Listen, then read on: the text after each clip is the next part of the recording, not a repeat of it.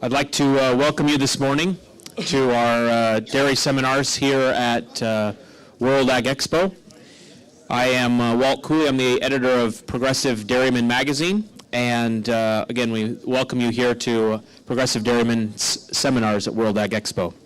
We'd also like to thank all of our sponsors of the seminars here at World Ag Expo. Those include Bering Ingelheim, De Laval, Diamond V, Mensch Manufacturing, Soybest Pearl, and Virtus Nutrition.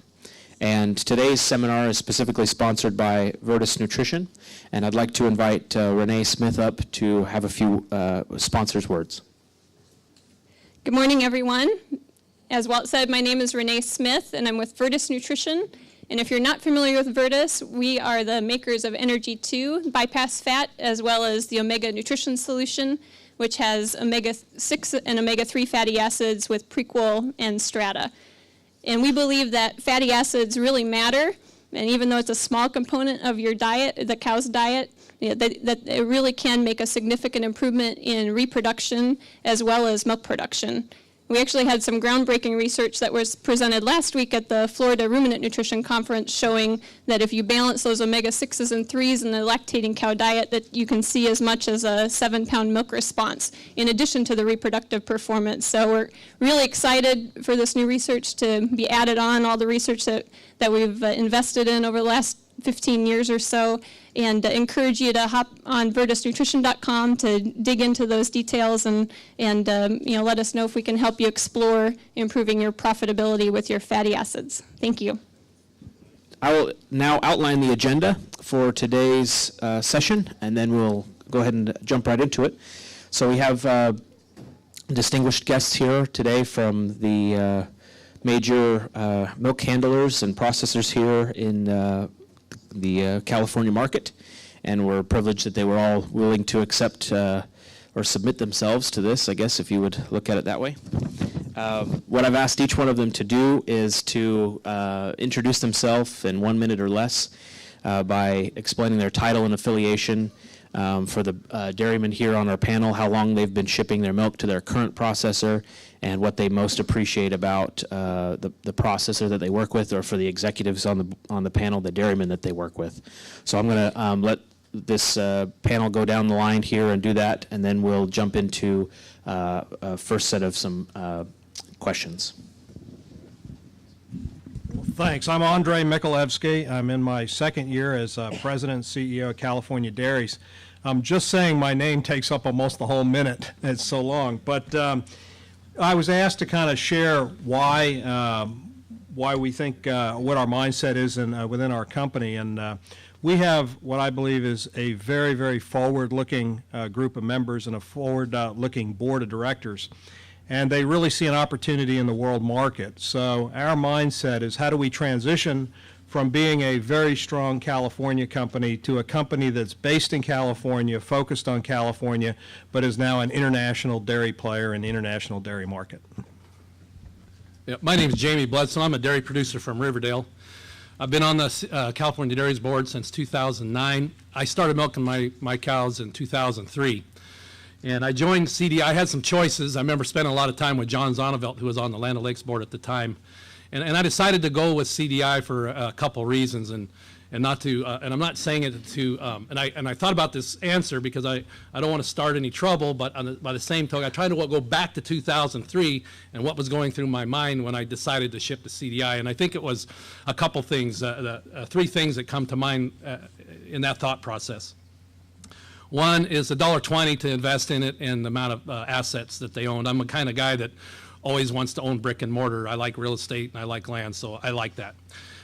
And for that $1.20, for at least the life of CDI up to this point, we've gotten darn near a 30% return on that money. The second thing I really liked about CDI at the time was what they were doing with butter. You know, we're kind of a manufacturing state, and I just liked what they were doing with butter. I don't think we're doing all the things we need to do with butter, but at the time in 2003, I liked what we were doing with butter.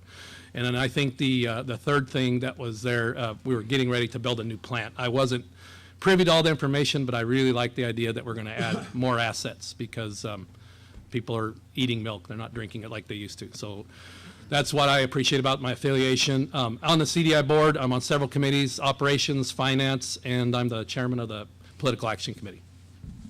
Good morning. My name is Pete Garbani. I'm the Vice President for Land O'Lakes, and I've been with Land O'Lakes for about 12 years.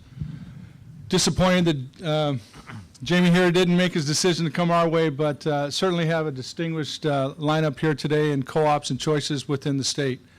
I'm honored and privileged to actually work with the members within Land O'Lakes. I think they're an honest, hardworking bunch of dairymen. They deserve better than what our state has been offering them lately. However, I'm pleased to be part of an organization that has a national footprint, that is able to leverage branding in the marketplace, especially in our butter and dairy products, and be able to provide a return to our members to keep them in business and continue in business into the future. Well, my name's Joey Fernandes, and I'm a dairy producer here, third generation in Tulare. I've been dairying over 25 years, initially in partnership with my family and on my own for the past 13 years. We started with with Dairyman's Creamery. My family, at the time of the merger, was about the time I got on my own with Land O'Lakes from Dairyman's Creamery. And at that time, it was the opportunity to merge with Land O'Lakes I was in favor for, probably for the same reasons as today. It was the vision that I saw that the leadership there had, and the brand, and working from the market back to the producer. And you know, realizing that's sort of a long-term goal. And again, you know, the strategic initiatives that they've taken lately to look at where the markets are going and globally. And but in the short term, what I do appreciate from Land O'Lakes is the advocacy leadership across the country within our organization that really works on a national level and state level. You know, I mean, everything from pricing, regulation to dairy policy, and to do as much as they can for the membership. And I've been on the board, actually, I'm just beginning my fourth year of my first term, so I'm still getting my feet wet. I'm Dennis Rodenbaugh with Dairy Farmers of America. My role within the organization is I'm Senior Vice President and Chief Operating Officer of our Western U.S. Fluid Group. That would include the 11 states effectively from California to Colorado. And within that area, we market about 1,000 loads of milk a day. We've got 6 DFA plants through that region, 6 of our strategic affiliates of our total 70 across the country. I'd say that the thing that has given me, I guess, a greater appreciation for DFA is I had the opportunity, and this dates me back to 93, 94 when I got involved in this industry. I've always been involved in agricultural interests, but got the opportunity to come to California, get to know California producers and work with them, which led me eventually to become an owner-operator of 2 different dairies for a 10-year period before joining DFA's marketing, fluid marketing divisions. I think we're going to follow up with additional questions in terms of what I see in terms of our value and our respect for our membership. So I'll stop there and turn it over to you, Perry. All right, thank you, Dennis. My name is Perry Tjaarda, and our family dairies in Shafter, California, which is just about an hour's drive south of here. We moved to that facility in 1999 and have been dairying there ever since. We've been in the Bakersfield area for about 30 years, and we've been members of DFA since its inception in 1998. And what I've always liked about DFA was its leadership and its commitment to its members, and found that to be a real positive with DFA. And when I talk to other DFA members, they appreciate the same thing. My name is David Ahlem. I'm the Vice President and General Manager of Cheese for Hilmar Cheese Company, which also includes some of my responsibilities of milk procurement and dairy policy. So that's what brings me here today on this behalf. But what do I appreciate, what do I enjoy about working with our owners and our producers? I think mostly what I've seen over the years is just continued investment and reinvestment back into the business. So Hilmar Cheese and their owners have continued to pour into technology and innovation, new products, and that just is a fun environment to work in when you're growing and doing new things. And the company was founded to get more out of milk. And that's what they've been doing the last 25 years, and that's also allowed us to do more and be a preferred supplier as we work with dairymen. So we really appreciate that. Turn that over to Jim. My name is Jim Ahlem. I'm one of the dairy producer from Hilmar. I'm one of the founding owners of Hilmar Cheese Company. And actually, I started in the dairy business on my own about 1979, so I got to enjoy the high interest rates of 18, 19% in the early 80s. And that's when we decided, a group of us, that we needed to get more for our milk. And being Jersey producers, that's when the cheese yield formulas came out, and we had a better understanding of that. So we struck off on our own. We actually hired John Jeter at the time to run numbers for us. And Camp Prospectus invited a lot of area dairymen that were in the colored breeds because of the higher protein and higher cheese yield. And so we had 12 families that started the company. And it remains dairyman owned. We are a private company. We're not a cooperative. We feel it's very important to be dairyman owned because we want to look out for the producers and not have someone come in and invest in it and take money out for other reasons. So our goal is to incent our producers. We tell them what kind of milk we want to get the maximum cheese yield and the right kind of product that we're producing. And we incentivize them to do that, and it's been really successful. And we have a great group of producers that responds to those economic signals. And that's kind of what our company was built on. Okay, thank you. I have a few questions that I will ask the panel, and we'll have timed responses. I have my iPhone and its timer in my pocket. Some of you were here last year when we did our similar panel, so we'll ask the responses to be kept brief.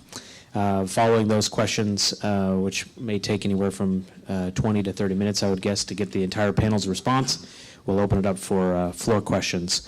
My first question is, what opportunities exist for all of those on the panel today to better manage the state's milk supply versus its market demand, and at the same time maximize the market value for California-produced milk? And we'll allow 3 minutes per response for those who wish to respond. Who'd like to go first? If there won't be a volunteer, I'll call on someone. I think the question was what opportunities exist to better manage the state's milk supply. I guess I'd throw out just a couple of comments. When I came into the state several years ago, the first comment that I always heard is there's too much milk in California. And when I went up to the state Sacramento, the first thing that the secretary or the department said to me up there is, well, we have too much milk in California, and when times are tough, we produce more milk. And I think people have lost sight that milk is an asset. That's what we're here to do. We're here to produce milk. And it's like saying there's too many cars made in Detroit. We have a wonderful opportunity in the world market. There is huge demand in the world market for protein and for these products, so we do not have too much milk. And in fact, what we have is too little processing capacity. We've produced products for the government, things like non-fat dry milk. We have not produced what are the products that the world market is really looking for. So my first comment about state milk supply is we want milk. Milk is an asset. That's the way we make our money. What we really need is processing capacity to put it in the form that people want around the world. And once you do that, there's a wonderful opportunity twofold. One is to make profits at the cooperative level, selling value-add products. But the second is to get higher milk checks because there's higher demand for milk and you're putting it out where it needs to be. So my view is the first thing that I'd say is there's a wonderful opportunity for the milk supply. We just have to figure out how to process and move that forward. The second thing, I guess the second point I'd make in that area is that we need to be more market focused, which is what I was trying to say, than be government focused and regulation focused. We find today that the best use of our milk, if we had an opportunity to say, where's the best place to put milk? What's the best thing to do with it? As we sit here today, the best place to put milk is into high-end powders. Things like base powders for infant formula and that. And in fact, we make more money producing those powders than we do selling fluid milk to cheese manufacturers or fluid milk for the Class 1 market right now. We have better profitability there. What that says then is if you were to wake up in the morning and you say, where do I want to put my milk? You'd say, I want to put it in places that I make the most money. Unfortunately, we don't have the assets to do that. So my view is, number one, milk is an asset. Number two, we need processing capacity for that milk. Number three, we need to be market focused. We need to be producing the things like the infant formula bases and that people want around the world. So that's kind of how I view from a state milk supply. And I guess that's my first step. Who'd like to go next? I just could add to Andrei's response there that from the producer equation and from the board point of view at California Dairies, one of the things we did early on as our board rotated, because it's a merger company that matured, we took half our board to New Zealand. We know what our assets we have are. We don't know that in California, I mean, I think, and Andrei can answer this question a little bit better, I think Fonterra, for example, had an $100 million R&D budget, and CDI has a $5 R&D budget. And they're adding 2 plants this year that can process the powders that the world needs that are bigger. One of them is bigger than almost any plant we have in California, even if we combine 2 or 3 of our biggest plants. So we took half the board to New Zealand to kind of see what they're doing, to kind of get that board, our board's mindset as to how do we position CDI and our producers, our owners, for the next 5, 10, 15 years. And that goes later on. I'm sure you'll hear more about our vision and what we see for the future of California. But from a board perspective, we took that trip to try to get an idea of what we needed to do with what we've got. You know, and Land Lakes, and I think, you know, getting back to the first question, I think we've all, through the hiccups we've had in the last 4 or 5 years, we've all suffered some supply constraint issues and learned how to have to manage that. So going forward, and I agree with Andrei, I mean, I think, again, I talked about working from the market backward, and there's a lot of opportunity out there. When we say too much milk, though, you know, it is always an issue. And so it's looking for that market, and, you know, again, it's managed growth to get there. R&D, I used to complain about how much we do spend on that at Land O'Lakes, and when Jamie, you talk about it, you finally see it coming to fruition when we do. You've got to look at innovation, and innovation and R&D take money, and but we need to leverage the logistical advantage we have here in California for where the growing markets are. And I'm so bullish in this industry in the next 5 or 6 years, but the real issue is to get there. And the volatility we're going through is where we have to have regulation at the same time to help us get to that point. I'm a market guy, and I love the vision that LOL has, but it's getting there. And, you know, it's a world market, we compete, and you make what the market demands, but I don't care what that product is, if there's too much of it, the market will react. And so it's careful growth, it's the right growth, but it's a balanced approach. And I think California's really got to think about that, you know, our true ability to grow and stay healthy. I'd agree with a lot of what was just said. I think all of the organizations within California have recognized the need to take control to some extent of their own production to try to balance supply and demand. In some cases, that's developing new demand. In some cases, that's at times throughout the year having to send signals to impact the supply. I think in terms of looking at the markets as they change, there are opportunities right now within the powder markets to make more money. As we look back historically, there are times when that's not the right play. It's other sales. It may be to the cheese sales. It may be through other strategic partnerships and through diversification. And I think that's primarily, as we're looking forward, is we as an organization don't want to bet on one single aspect of the marketplace, because we need a diversified strategy so that if one's not providing the returns for our producers, the other is. Within California, I will say that that's a little bit of a concern. I think one of the primary goals we've got at this point is to stabilize the producers, to stabilize the producer base. I'm probably, and I think to use your term, certainly bullish long term, but we've got this bridge we've got to get across as an organization here in California, and that's to get our producers across the bridge. And I'm extremely concerned with the pricing issues that we've had here in California. As I compare California to the other areas across the U.S. that we market within, California producers need support. They need help at this point. We need a pricing system that puts them in an equitable position with those across the country and gives them an opportunity to compete. If we can't correct that situation, we're not going to have an oversupply situation in California. We're going wondering what are we going to do with some of the stainless steel we have. So I think that's priority one for us. Yeah, really about the only thing I'd like to add to the comments that have been made so far, and the comments have been very good comments. You also have a situation where we're looking to develop the export market, which has a tremendous amount of potential, and especially here for us in California. But in developing that market, you have to develop relationships with the buyers on the other side. And that takes time, and it's not easy to do, and people need to take the time and make that investment in that. And it's a very worthwhile effort to go ahead and do that. And I just like to emphasize how important those relationships are. And I too would echo a lot of these thoughts, and obviously some of the questions about managing supply come from this supply management debate we have. And our standpoint is it's really kind of simple. We support supply management, but it's a private supply management. We don't need the government to do this. And in a sense, I think California's been a good illustration of this last year.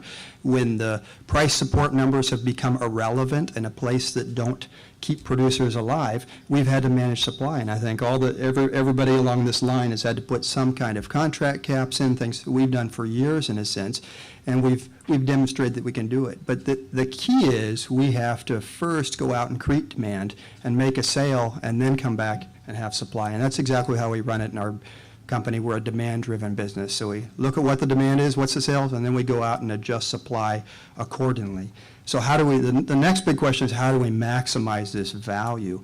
And I think to echo some of Andrei's comments is we've really got to turn our focus away from this regulated system and turn our focus out to the marketplace. We need to turn our focus to customers and to markets and making the products that they want. And I think when we do that, we will find there's more value out there. Too much of our industry in the past, by nature of the incentive and the system we have, has been built around this system, making products that cater to a system that doesn't reflect the products that the people in the world want today. So we're still fighting over how much of the pepperoni pizza and what size slice of the pie we're going to have, and the rest of the world has started eating combination pizza. So we need to start making combination pizza here and move on. I think the real key is innovation, as it's been mentioned several times in the past, and I think the dairy industry is in the past has had a reluctance to make the investment to innovate, because sometimes our system has made it too easy. We didn't have to innovate. We could make what we make, and with the price supports, we make money at it, so why innovate?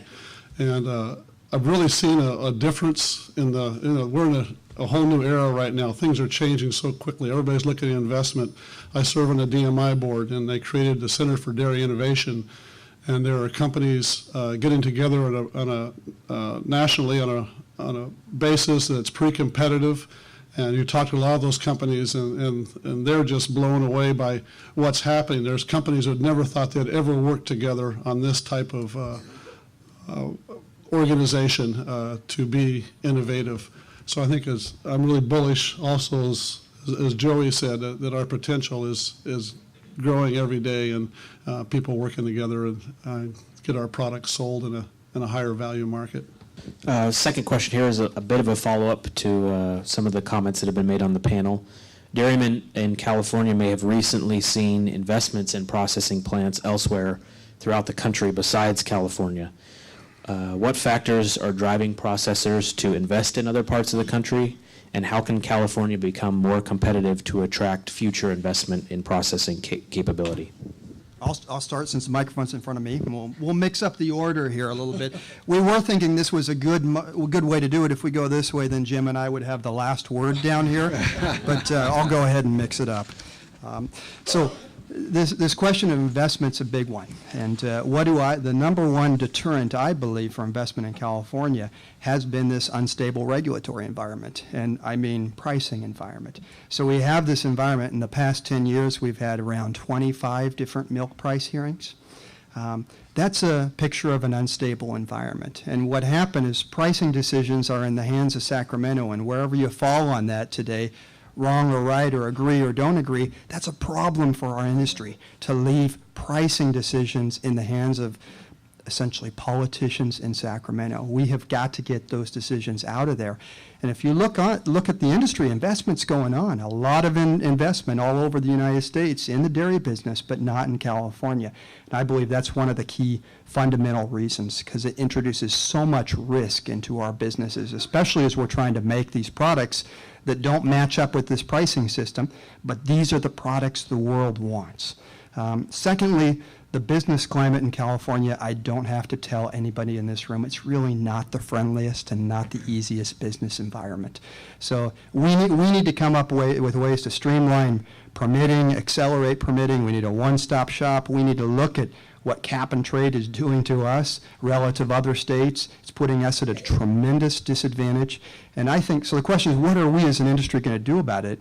And I think there's a tremendous opportunity now for the industry, producers, processors to come together and to march up to Sacramento, in a sense, hand in hand, and say, hey, these are the things we need to cut through, and we need to pave the way for new investment in the state. We need to streamline this regulatory process. I know there's a handful of us already starting that process, trying to reach into the governor's office and do that, and they're reaching out as well, and I think we need to continue it. There's some good models in Wisconsin and the Northeast where where processors and producers have partnered and are kind of breaking down some of those barriers.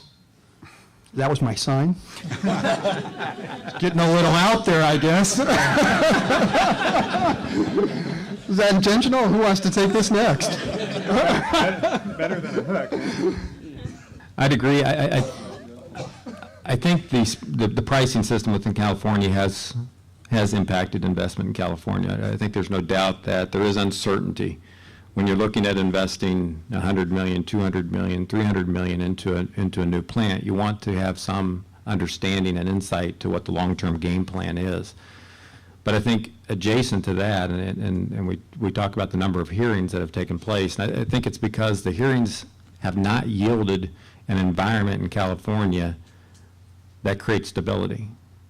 As we look at where we would place new investments, certainly California is a place that we have a strong desire to be in. But you've got not only the regulatory issues, the air emissions, the additional costs of operations that you need to overcome, but you also have a pricing regulation system that we're looking at right now that just, it gives us some concerns about, is it going to support an operating environment for the producers in California to make milk so that we have a secure milk supply that we can buy.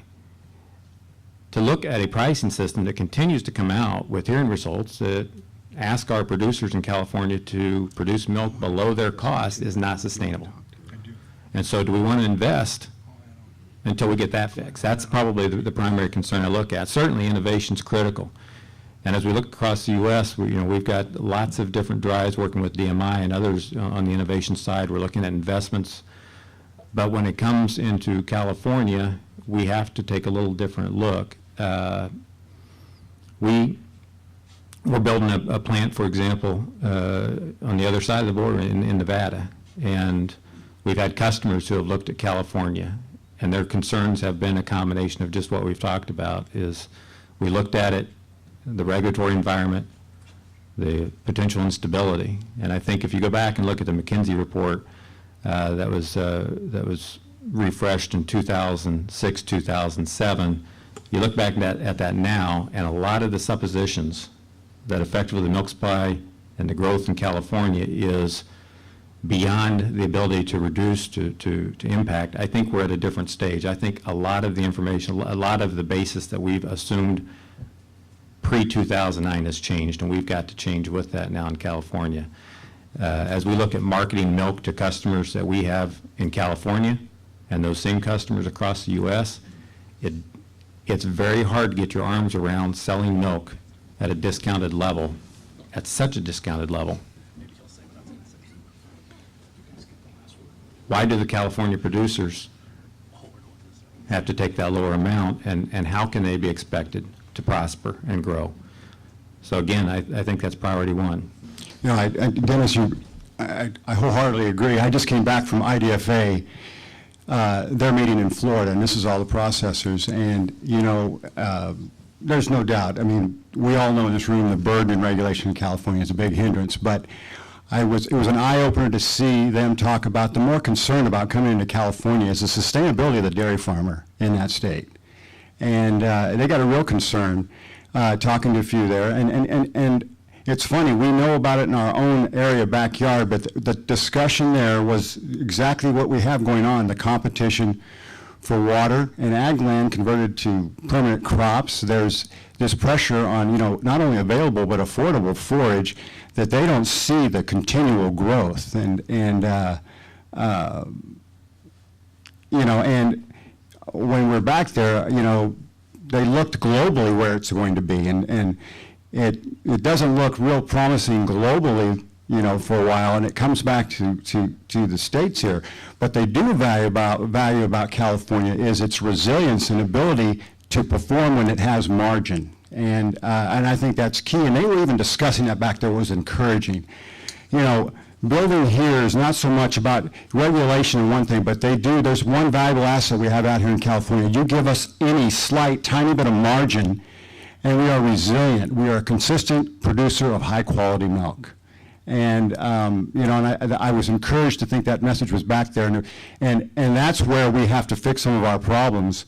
But at the same token, I think we need to be realistic about our ability to continue to grow in California. We're at a crossroads. I mean, we produce, the milk we produce in the state, we can't continue on the ramp that we've always done. We don't have the resources. And we're competing with some of the most fertile, richest farm ground in the world. And to think that we can continue to grow it and provide the forage, we've got to keep that in mind. So it's manage, control growth, and really about getting healthy.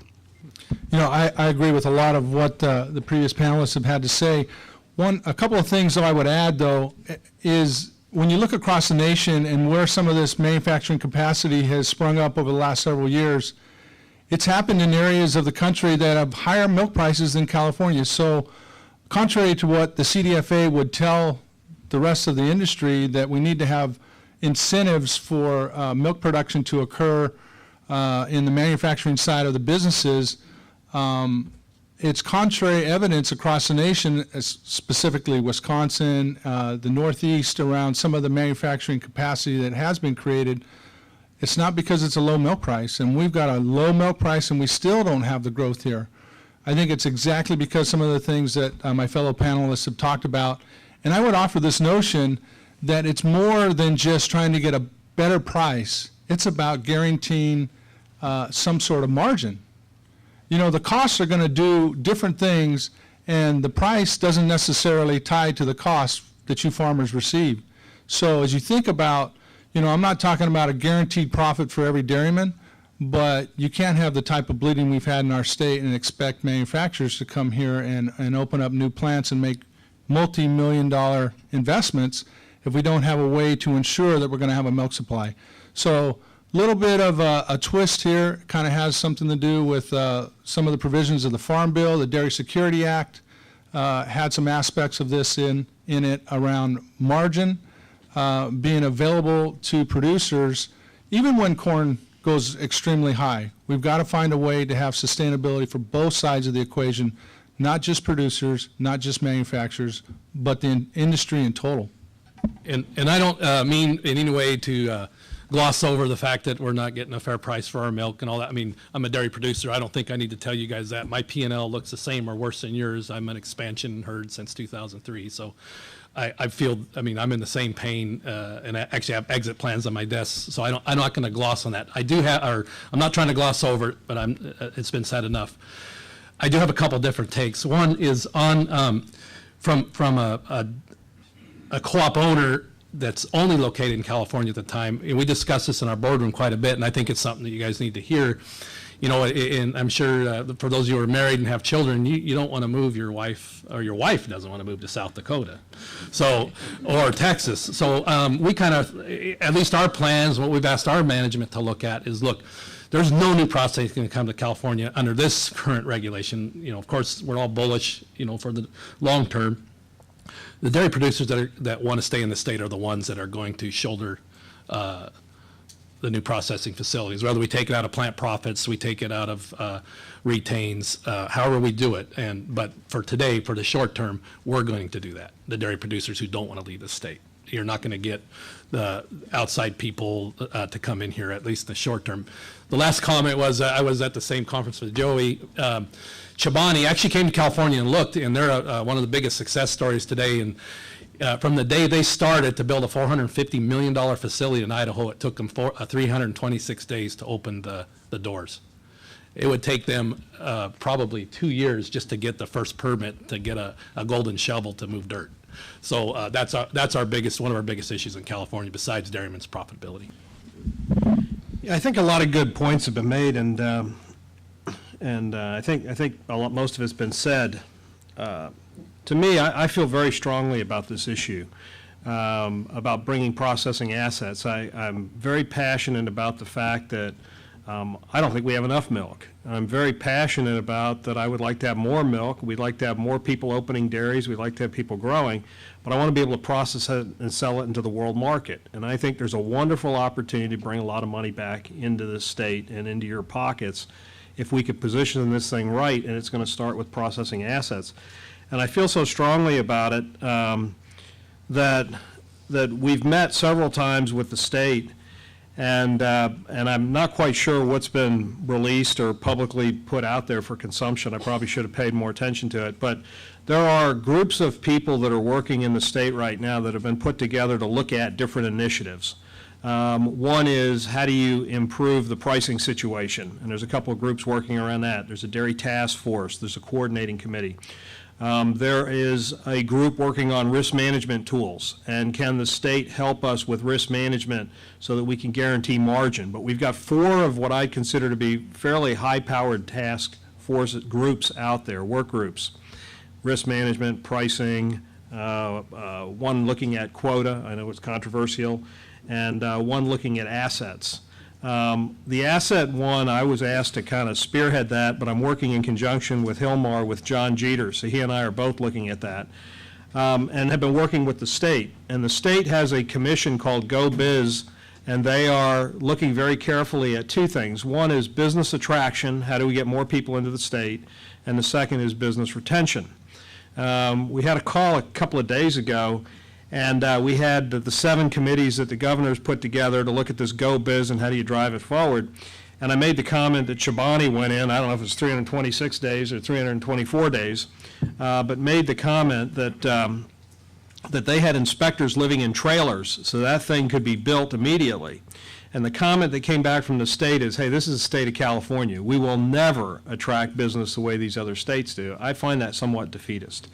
But there are issues in the state. You got air, land, water boards that don't work together. You got a permitting process. It's not a one-stop shop. Nothing's on the computer. You have no idea who to follow up with. It's somewhat disastrous. You got high individual tax rates. You've got a number of issues here to overcome, but I think that there is a concerted effort to do that. But I think in the very short term, what do we do tomorrow? I think Jamie's right, that we're just going to have to kind of pull ourselves together and get our assets configured properly for the world market, and as we try to work and solve some of these other problems. Thank you. This next question was discussed a little bit in depth yesterday with many of the sessions that went on discussing a federal order, but I would like a brief response. We'll do this even in half the time, if you would, just a minute. What steps do you support to align California producer prices with national or federal order prices? And if we can start on the other end of the table, because we didn't necessarily get to hear this perspective yesterday. And I get half the time. Well, what steps do I support to align the prices? I think I'm gonna answer my position kind of where I'm at in the federal order very directly, but first I'm going to divert a little bit. I think that's the wrong question. So I think the reason we ask that question about price alignment is because we have an issue in California where producers are looking for more revenue. I mean, that's what we're after. And because of the feed situation that we have, we need more revenue. The Western model is taxed. So I think we need to back up and ask the right question, is how do we get more revenue in the state of California? And then we see what path is there first. So that's the key, because the federal order, California state order, a new order out there, those are artificial, they're regulated prices. They really do not create sustainable value. The only way we create sustainable value is from the marketplace. So that's that's where I think our industry needs to head. We need to be market-focused, stop focusing on the regulated system, try to drive value, look at these new products. In terms of a federal order in California versus where we're at now, I tell you in many regards, I'd probably choose a federal order today over the California state order because of this uncertainty.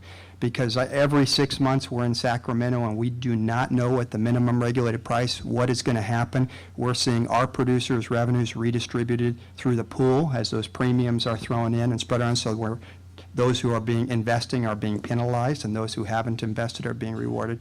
So I would tell you today, the federal order for a manufacturer, it's an optional process, and we don't have an optional process today. We have to partake. So we operate it in Texas, and we understand how it works, and we opt out of that system and try to compete. And sometimes we're in the system, but that's where we're at today. So, well, what I'd like to just add to that as well is, there are several different things that can be looked at to enhance producer prices, including, possibly joining the federal order system. I mean, all these things need to be looked at and evaluated, and the proper conclusions need to be come to. The one thing that I would say is that it's really important that through this process that we develop a margin for producers. Producers need a margin going forward. Producers in the last 4 years have been so marginalized that going forward is not always an option. And if it is an option, people are drawing lines in the sand to decide whether they want to keep going in this business or not. Those that are fortunate enough to be able to draw that line and do something else are fortunate, but not everybody can do that. So we really need to develop these producer margins. We need to create some stability, and of all the options on the table, maybe the federal order system is the best option that we have available to us today. I think there's multiple pronged approaches we need to take in California. We need to continue to work with the CDFA seeking improvements. I'm not sure I understand some of the roadblocks we've run up against, but they've certainly been there, and we haven't reached what we've looked for. We've got a temporary relief that's not going to bridge the issue here. In terms of, is there margin within the manufacturers in California? We own a relatively modest cheese plant in Turlock, California. We were able to negotiate the market value out of that plant, and I can still tell you that plant is still able to generate profits, and that's not a plant that has the significant waste stream value, and that's one of the challenges we've been dealing with here in California is we've got various sizes of cheese manufacturing. Some of them don't have the ability to capture the waste stream at this point, haven't made that investment. And we're probably one of those that haven't found the entire value out of that. But there's still plenty of margin there, and we've got to get portions of the margin distributed to the producer base. Yeah, as far as the federal order goes for California, it's certainly an avenue that we believe, and our members have told us they want some more information about. They want us to begin looking at that process, developing proposals in that nature. It's not the only avenue, though, and it's unfortunately a lot longer-term solution and maybe only temporary solution to the issues that we face here in California. Going back to my earlier comment and Perry's as well, I think there's real value in looking at margin for producers in a way to help them sustain themselves. But much sooner than what it would take to get to a federal order, there's other things that we should continue to do, similar to what Dennis talked about and others with the CDFA, working through the task force, trying to get something done in our state order to make it work. And even more probably pertinent and urgent than that is going to the marketplace and trying to extract additional value for the milk that we have so we can get it back to dairy farmers in the state. And not to be redundant, but there is a bill in the California legislature that's going to be in the hearing process in March called AB 31 that takes away some of the CDFA's excuses for not being able to raise the value on the 4B. Of course, it's going to have strong opposition, and the Dairy Institute's already put out some propaganda to blast it. And but the CDI board, the California Dairies board, is in strong support of that, and we're going to be working hard. So I think we've got 3 or 4 prong approach to get as much relief and the margin to dairymen that we work so hard for and deserve. But that's one I agree a lot with what's going on here. Federal order, CDI was a big part of. And I want you to know, as dairy producers, because I'm very, you're in my heart, but the three co-ops, as soon as we got a bad decision last summer, had an immediate meeting. Some of the fellows in this room were in that meeting to decide what's our next step. And one of the things there were several things that we talked about and maybe don't want to talk about, but the big one was to commission this study, because as we talk to dairy producers up and down the state, there's always not been enough information to make an educated decision about a federal order. So we'll have that information at the end of March, and then I believe, I don't know what the next step was, but I can almost guarantee you the three boards will be getting together to hear those results and then be able to report back to our memberships. You know, short-term, long-term, we got to pound it all. And federal order, I think, is, you know, at the end of the day, I think that we all have to get through our mind is at the end of the day, we vote on it. You know, and if it's not the best thing for California, we don't do it.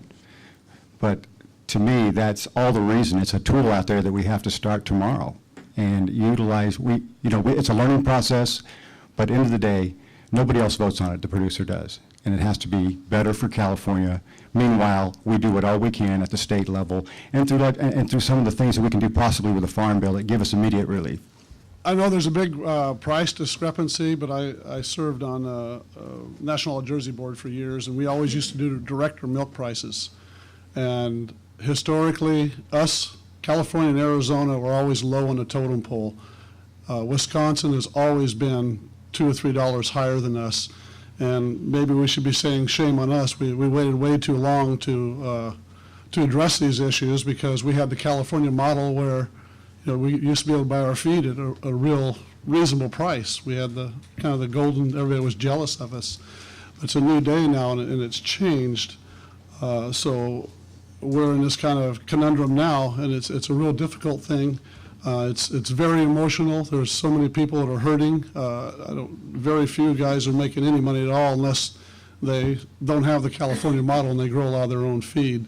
So being such an emotional issue, it's hard sometimes to make really good decisions. You got to try and take the emotion out of it, as difficult as it may be, and look to the future, and just hope majority of us can make it through.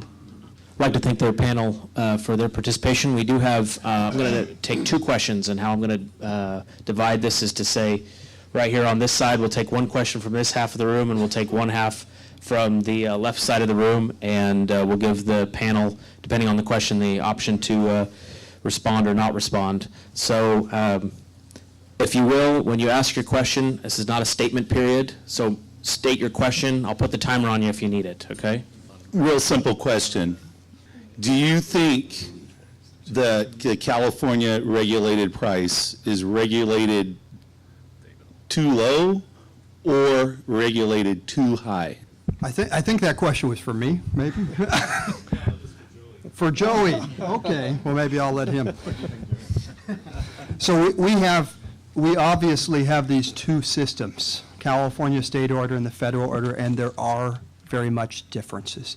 And because you have a system in California where you can't opt out, you can't depool, you can't clear the market of milk, which is true and is the case, the regulated price here does need to be different. And we've seen past experiences back in 2007 and 8 when that was a problem for California dairy producers, and milk was not able to clear the market, and dairy producers bared the burden of shipping milk into Idaho and Texas and New Mexico, selling it at a great loss because we couldn't clear the market here.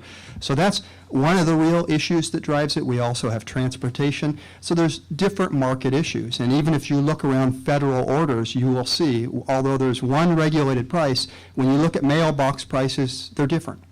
Mailbox prices from New Mexico to Washington to California to Idaho to the Midwest are different, and they reflect that this federal order has an outlet, in a sense, to handle that, and a pricing service does emerge. We also have other areas of the country that are unregulated. That doesn't enter the discussion, where we sustain higher price levels. And I think we have to ask, why is that? Why does an unregulated area like Idaho, where there's no minimum price, no obligation to pay anything, sustain a higher price than California right now? And that's the key issue we need to get after. What is holding this marketplace back? So that's my answer. Too low or too high? So I think it's appropriate to have differences. And I would also state that the minimum price, one of the things that's not talked about in this discussion, is not necessarily the price that's paid. So us, for example, Hilmar Cheese has paid out over $40 million in premiums last year. So these comparisons between Class 3 and 4B aren't appropriate. Those are fair comparisons between a regulated price, but that doesn't necessarily reflect the dollars that hit the marketplace. And those dollars are going out to producers today. So I think, yes, there is a reason that that price is lower and does need to be different with the current neighboring system. But it doesn't tell the whole story. I'll answer that by saying that within my responsibilities, I've marketed milk within federal orders in unregulated areas. So I've been in probably 5 to 6 different federal orders across the U.S. marketing milk, also including the state of California's state order, and also the unregulated areas of Utah and Idaho. There are over-order premiums, as you would say, above the minimum pricing across all regions. So California is not unique in that. The underlying fundamental pricing system within any region has to be at a sustainable level. Yes, you can negotiate premiums above that. The market can play a role in that. And in some areas, those premiums are significant. And I would say they're growing in California to some extent, but they're not going to overcome the entire issue that we have in California state pricing. And you talk about unregulated areas. Idaho and Utah producers have struggled tremendously being in an unregulated situation because they had much of the same situation as we had here in California, which is the whey value was not properly incorporated into the end product pricing that was the primary basis for selling your milk to cheese companies. Somebody talked about Garbani coming into the Idaho marketplace, and yes, that changed everything, at least at this moment in time. There's demand for that milk. There may be even a shortage of milk temporarily in Idaho, and that changed it from being an end product pricing that didn't capture the entire whey value to one that now gives those farmers the opportunity to compete with the rest of the country. But in the short answer, it's absolutely too low. Absolutely. When we market to the same customers across the U.S. and they're paying different pricing, you can't justify it. Yeah, I'm just going to answer Xavier's. Being a dairy producer, I have a little different take on it. Of course, it's being regulated too low. And for anybody in the room to say that dairy producers on their farms have not responded to what the international market wants is bull. I don't know if a lot of you know my history, but I've marketed semen all over the world and cattle and embryos for over 15 years. And all of our customers, whether they be in Argentina, Brazil, China, Japan, they want protein. And inadvertently, even if you're a super commercial dairyman and don't pay attention to your bulls, you're using bulls that are being dictated by the international marketplace that require that you produce a higher protein content in your milk. We have made the investment on our farms. We have made the investment for the international marketplace. Of course, our milk price is regulated too low. At one point, the full whey value was in there, if all of you remember when Bill Lyons was Secretary of Agriculture. I don't know who got the A.G. Kawamura and A.J. Yates, but they took it back out. We tried to put some back in, we got it in, but now the market's changed and we need to change in California.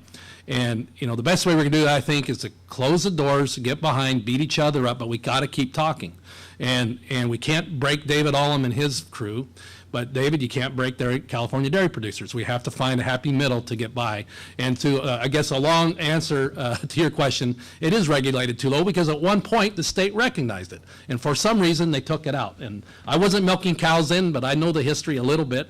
Others in the room can answer that better, but of course we're regulated too low under our system. That's why we have to go after every approach that we can, in my view. And I think our CDI board would somewhat agree with that. We need to go at this at many directions and try to fix it right away. So if you're new to milk pricing, I can see that glazed over look in your eye. Who would have thought this thing would have been so complicated, something as simple as milk, as complicated as it is for pricing? Simple answer to your question, I think it's too low. I think that, we talk about in the state of the minimum order price, and that's all fine and dandy, but it's not cutting it. And as a matter of fact, our CDFA has decided that we're going to recognize an investment in the cheese manufacturers or by the cheese manufacturers in a way to help them, give them a discount and give them a better return on their assets. What about all the dairy farmers in this room and in this state that have made investments in their dairies and in their land and their working capital? What about all the co-ops that they own that they have investments in, and they're very large investments? So when you stack up the two sides, and you know, Jamie said it, we got to find a way to get along. I may have a little edge to the comments, but we got to keep talking to the Hilmars of the world and the Leprinos and Saputos and Kraft Cheese, all of them, because without them, we can't process all our milk. I mean, this is a give and take thing, and we got to find a way to make it work for both producers and manufacturers. And, you know, believe it or not, all of us co-ops have some manufacturing. So we kind of wear that dual hat. We certainly in Land O'Lakes have a huge responsibility to our producer owners, and that manufacturing is a reward back to them. But at the way it's going right now, we're having to pay, you know, a tremendous amount of our end product back into the pool, while other manufacturers, other commodities of products are not having to share the same value relative that butter powder has to share. So that's a little bit of a conundrum, and I hate to contribute more to the glassed over, you know, eye look, but it's a lot more complicated than it probably needs to be. This is spur of the moment. Is there any way CDI, LOL, and DFA can get together and work as a group to get us more money? You're looking at me, Andrei, but dairymen ask me that all the time, and I'm just asking that question. I think there's absolutely things we can do to work together within the constraints of legal boundaries. Obviously, no matter what company you are, you can't get together and talk about price. You can't talk, there's a number of things that you can't do. We're offered some protections under Capper-Volstead as cooperatives to be able to work together. At one point, there was something called the Alliance in California, and that kind of went away and ended up getting dissolved this year.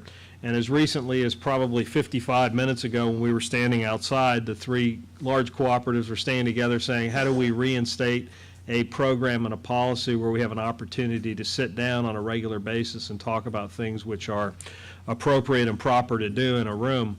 I would say that there are meetings scheduled already. We constantly speak together on how do we work these things and how do we get more money in the state. A good example of that is, as a small example, is that many of you know Leprino has been very good to the people that supply them in the sense that they're recognizing the weigh factor in formulas today and contributing that money to the cooperatives that have been involved with that. Hilmar, I think it was alluded, but maybe not expressly stated, that you pay premiums to your suppliers in a similar fashion, recognizing that weigh factor, which works out to about another 50 cents a hundredweight. I'm not going to give you the exact numbers, but it works out to that. The co-ops have worked together to approach the 4B manufacturers in the state and sent letters to them asking them all to step to the plate and do a similar exercise, although it's voluntary. But I would say as we sit here today, there are people considering it, but there are only two companies that have stepped to the plate and contributed, and that is Hilmar to their suppliers and Leprino to their suppliers. But the answer to that is there are many things we can work together. I get calls on a regular basis saying, should we have a MAC? That's a little more difficult. There is a powder MAC, by the way, already that exists, and I say that kind of in quotes. It's called Dairy America, which could get some new energy behind it. But there are a lot of things we could do and a lot of discussions that we can have, but there's a lot of discussions we can't. So I know that's a bit cryptic. I apologize, Bill, but there are things we can do together. I just want to make one comment. First, I'll add DFA's Turlock plan also recognized the weigh value and included that in the premiums that they're paying out to the producers for the milk coming in. And so we're making progress, and I think we will get traction with others that see the value in returning more income to the farmers in California. We participate in marketing agencies around the U.S., across the U.S. Some of them work great, and it's a matter of how the partners work together. And then there's others that have not worked as well, or maybe they saw their time come and go. I will say, and I hope all the members of cooperatives within California recognize, and I've had the honor of working with CDI and LOL, I think you've got great cooperative representation here in California. Everybody's got a little bit of a different business model, but you've got people who are working on behalf of the dairy producers that care. They're trying their hardest to try to correct these situations, and I think together we're going to have better luck in doing that in the right way and under the limited protections that Capper-Volstead gives us. So we're not a cooperative, so we can't sit in that room and have some of those conversations. But there is an ongoing dialogue going on with this Dairy Future Task Force, and Andrei had mentioned some other groups, and I think it really is important. We're at a point, I believe, where the pain of staying the same is greater than the pain of changing. And we're not sure what that path is, but we do need to change as an industry, and we do need to generate more revenue in the western United States and specifically California. And so I think implore everybody here that we got to sit around the table and start banging out those solutions and moving forward. And I just encourage everybody to support that process and come to the table. And I know everybody in this group's been a part of that in the past, and I hope we continue going forward to have those hard discussions and talk about how to get more in this state. And the only thing I would add, it's kind of been helpful to me as I learn more about what's going on in the state, and this is to help answer Bill's question. You know, there's a piece of pie. You know, California, there's this much of a piece of the pie. And as a board member and as a dairy producer, maybe it helps the other dairy producers in the room. You know, CDI handles 47% of that pie. So in order for us to, and I'm just being brutally honest, so in order for us to, and we try really hard, your board does, the board does, and the management, all of us sitting up here struggle with this every day. In order for us to really make more progress, and again, how do we get over that brick? We just got to make that pie bigger. Getting rid of quota doesn't bring any new money into the system. Going to a federal order doesn't bring any new money in the system. It just distributes a different way. So what we have to do while we're looking at all that, we have to make the pie bigger, and that's what Andrei's talking about and others in the room is we have to make that pie bigger, at least from the dairy producers. I know it's a little hard to look at it going through the pain we're going through now, but that to me helps me struggle with some of the things we're going with, or helps me understand it. Well, it's kind of tough to add to some of the comments on this question. We are 100% behind working together with our fellow co-ops in the state. We do have different business models, as was pointed out by Dennis. You know, Jamie must have been reading my mind because I was going to go back to this pie thing. We've got, you know, this pizza pie. It's going to be combination pizza. Definitely has to be an extra large and maybe supersized. We've got to grow that size of the pie. And together, I think we stand a better chance doing that as an industry than we do the one-offs. Yeah, we're competitors and we're going to fight fiercely in certain marketplaces. But, you know, if we can find common ground to work together on, we're going to get a lot further in this industry together and for our owner members as well. I'll add one more comment that's maybe a little off the subject, but links to this. How do we work better together? There's a fundamental question here in the industry that's been asked, and it's a fundamental question that everybody's got to answer, and we've got to decide how do we get to the end of that question. And the question is this. Are we better off operating in a regulated environment and working together and basically manipulating and playing with the rules and dividing the rules up differently? Or are we better off in more of a market-driven economy where you're getting real-time signals from the market and real-time pricing from the market into our pockets? Now, it's a fundamental question, because if you want more regulations and you want more security and you want more insurance policies and you want more of that, we can play that game, but you always end up at a disadvantage. Or do you want to take the risk and say we're as good as anybody else in the world, we can compete, we can turn our weaknesses into strengths, we can build on our strengths, but we're going to live or die by world market prices in real time, with 100% of things being reportable, not just those select items that need to fit in there. And it's a fundamental question for this industry and how we work together and how we manage this going forward. Do you want to be in a regulated, government-controlled environment? Do you want to be in a free market environment? Both have positives, both have negatives, but that's the fundamental question we have to answer as we drive this forward. Yeah, and, you know, and to answer your question, though, I think everybody up here from the cooperative side is looking, you know, within the bounds of Capper-Volstead, we have to explore all that we can do together. And we've got to look at little things from just the efficiencies, and we do some of that already. I mean, cooperatives take it, again, leveraging our logistics of where we are, moving milk, transportation, things like that. Those are all little things, but I just want to make sure the dairymen out there know that we're all sitting at that table or wanting to get that table to look at those options. I'd like to thank the panel and would invite you to thank their participation today. Thank you very much.